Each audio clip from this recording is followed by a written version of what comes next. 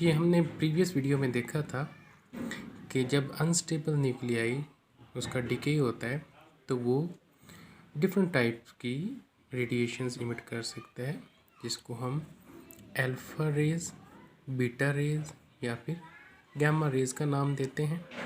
तो आज के टॉपिक में हमने इन रेडिएशंस की या रेज की नेचर देखनी है कि ये होती क्या है। तो सबसे पहले हम अल्फ़ा रेज की बात करते हैं। तो अल्फ़ा रेज एक्चुअली हीलियम के न्यूक्लियाई होते हैं। इस न्यूक्लियस में 2 प्रोटॉन्स और 2 ही न्यूट्रॉन्स होते हैं और टोटल इसका एटॉमिक मास 4 हो जाता है। इसका atomic number 2 and atomic mass is 4।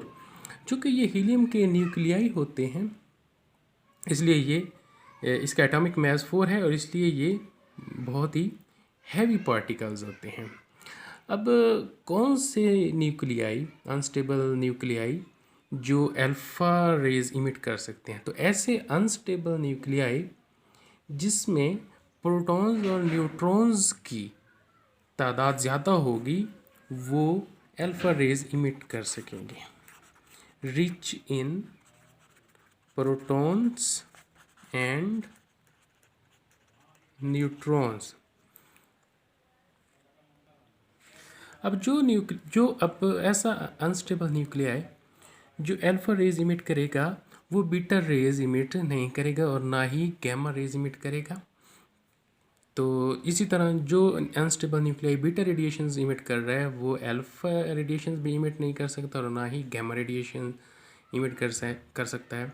और इसी तरह गामा रेज के बारे में भी यही कंडीशन है कि जो unstable nuclei gamma radiations emit करेगा तो उसके लिए तो वो फिर गामा ही इमिट करेगा, तो वो अल्फ़ा रेडिएशंस या फिर बीटा रेडिएशंस को इमिट नहीं कर सकेगा। तो अब हम बात करते हैं बीटा रेज की। तो बीटा रेज या बीटा रेडिएशंस ये हाई एनर्जी इलेक्ट्रॉन्स की स्ट्रीम को कहते हैं। हाई एनर्जी इलेक्ट्रॉन्स होते हैं ये। अब ऐसा अनस्टेबल न्यूक्लियाई जिसमें न्यूट्रॉन्स की बहुत ज़्यादा तादाद होगी, अनस्टेबल न्यूक्लियाई जो रिच होगा, रिच इन न्यूट्रॉन्स, तो वो बीटा रेडिएशंस को इमिट करेगा। और जब हम गामा रेज की बात करते हैं तो गामा रेज ये फास्ट मूविंग लाइट फोटॉन्स होते हैं, लाइट फोटॉन्स,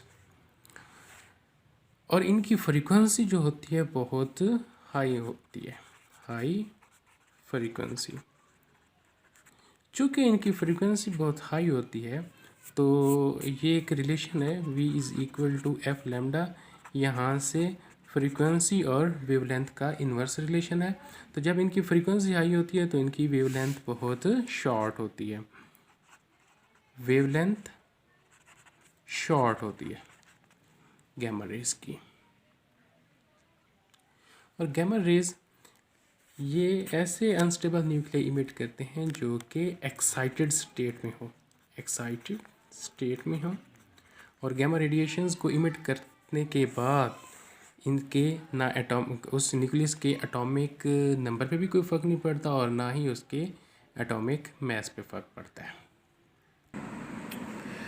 इन अल्फ़ा रेडिएशंस और बीटा रेडिएशंस और गामा रेडिएशंस इनकी एक प्रॉपर्टी है कि जब ये किसी मैटर में से पास आउट होती हैं तो उस मैटर को, चूँकि उसके एटम्स होते हैं, न्यूट्रल एटम्स होते हैं, तो उन न्यूट्रल एटम्स को पॉजिटिव और नेगेटिव आयंस में कन्वर्ट कर देती हैं। तो ये जो फिनोमिना है जिसमें ये किसी मैटर को पॉजिटिव और नेगेटिव आयंस में कन्वर्ट कर देती हैं, इस फिनोमिना का नाम है आयोनाइजेशन। और इन अल्फ़ा रेज, बीटा रेज और गामा रेज की आयोनाइजिंग एबिलिटी डिफरेंट है। तो सबसे पहले हम अल्फ़ा रेडिएशंस की आयोनाइजिंग एबिलिटी के बारे में देखते हैं। सपोज़ हमारे पास ये किसी मैटर के एटम्स हैं, न्यूट्रल एटम्स हैं, इन पे अभी कोई चार्ज नहीं है। तो जब अल्फ़ा रेज इसमें से पास आउट होंगी, तो जो ही ये पास आउट होंगी तो ये अल्फ़ा रेज जो हैं वो उस मैटर के एटम्स को आइंस में कन्वर्ट कर देंगी, positive negative positive negative positive. ये मैंने इसको डॉट को अल्फ़ा पार्टिकल से नोट किया है और ये वाले आइन पढ़ रहे हैं, पॉजिटिव आइन और नेगेटिव आइंस। तो इन आइंस इस मेटल को आइंस में कन्वर्ट करने की एबिलिटी अल्फ़ा पार्टिकल्स की हमने देखी। ये बहुत ज़्यादा इस मेटल को कन्वर्ट कर रहे हैं आइंस में, आयोनाइजेशन बहुत ज़्यादा हो रही है क्योंकि अल्फ़ा रेज पे जो चार्ज है वो बहुत ज़्यादा है, +2 है। तो लार्ज पॉजिटिव चार्ज और लार्ज मैस होने की वजह से इसकी आयोनाइजेशन एबिलिटी बहुत ज़्यादा है। सेम इसी तरह जब हम बीटा रेज की बात करते हैं तो बीटा रेज चूँकि हाई एनर्जी इलेक्ट्रॉन्स होते हैं ये भी आयोनाइज करते हैं, लेकिन इनकी आयोनाइजेशन अल्फ़ा रेज के मुकाबले में कम होती है। क्यों कम होती है? क्योंकि इलेक्ट्रॉन्स बहुत ही लाइटर पार्टिकल है एज़ कम्पेयर टू प्रोटॉन्स।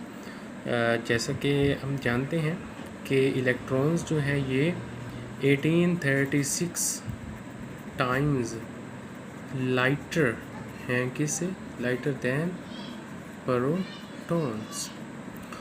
इसलिए ये बीटा रेज ये लाइटर होने की वजह से और इस पे चार्ज कम होने की वजह से इसकी आयोनाइजेशन पावर अल्फ़ा रेज के मुकाबले में कम होती है।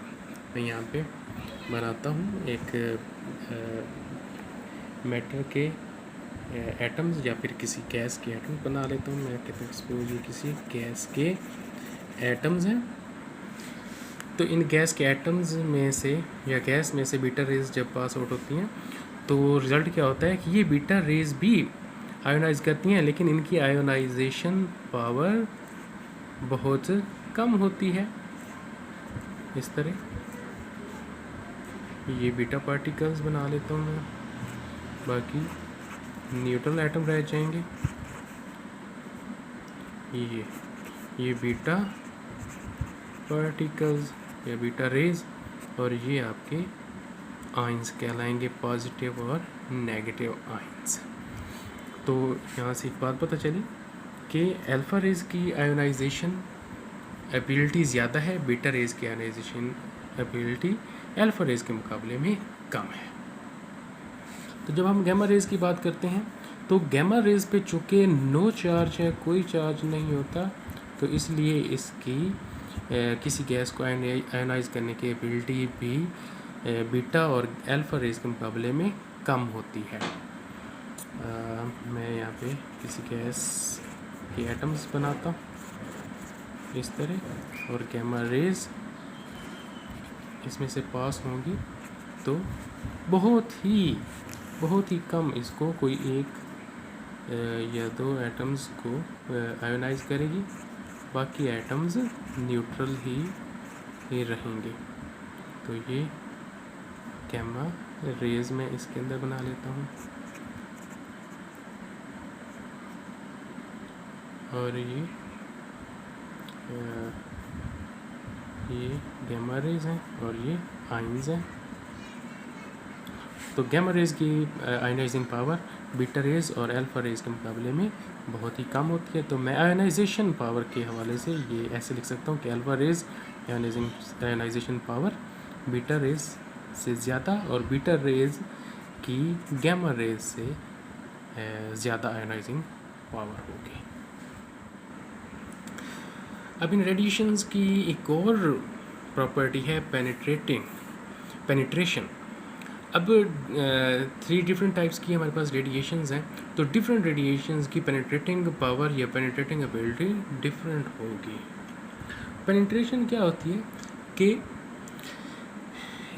इन रेडिएशंस की किसी भी मटेरियल के अंदर घुस जाने की एबिलिटी को पेनिट्रेशन एबिलिटी कहते हैं, कि वो उस मटेरियल में कितना घुस सकते हैं, उसके अंदर ही कितनी दूर तक जा सकते हैं। तो उस मटेरियल के अंदर रहते हुए वो जितनी दूर आगे तक जा सकेंगे वो उनकी रेंज कहलाएगी। तो जब हम अल्फ़ा पार्टिकल्स की या अल्फ़ा रेज की बात करते हैं, तो जो ही हमने देखा कि जो ही अल्फ़ा रेज किसी भी मटेरियल में से गुजरती हैं तो उसको आयोनाइज करना स्टार्ट कर देती हैं। तो इसकी आयोनाइजेशन पावर बहुत ज़्यादा होती है। तो जब हम पेनिट्रेशन की बात करेंगे तो चूँकि ये आयोनाइज करने लग जाती है, तो आयोनाइज करके वो उसको आइंस में कन्वर्ट कर देती है, इसलिए वो ज़्यादा दूर तक मटेरियल के अंदर नहीं जा सकती। लिहाजा अल्फ़ा रेज की पेनिट्रेशन पावर बहुत ही कम होगी। हमने यहाँ पे एक रेडियोएक्टिव सोर्स रखा है, रेडियोएक्टिव सोर्स, और उसके सामने हमने एक पेज रखा है, फिर एक एल्युमिनियम फॉयल रखी है और साथ ही हमने उसके आगे एक लेड की फॉयल रखी है। तो जो रेडिएशन इन सब में से पास आउट हो जाएंगी तो एंड पे लेड में एब्जॉर्ब हो जाएंगी। तो सपोज़ हम जब अल्फ़ा रेज की बात करते हैं तो अल्फ़ा रेज जब इधर से इमिट होती हैं तो वो इस पेज तक ही पहुंच सकती हैं, इस पेज को क्रॉस नहीं कर सकती। तो इसका मतलब ये हुआ कि अल्फ़ा रेज की पेनिट्रेशन पावर बहुत ही कम है। तो जब एयर में से अल्फ़ा रेज गुज़रती हैं इन एयर, तो उस वक्त ये फ्यू सेंटीमीटर तक, चंद ही सेंटीमीटर तक ये पेनिट्रेट कर सकती हैं एयर को। इसी तरह जब हम बीटा रेज की बात करते हैं तो बीटा रेज की चूँकि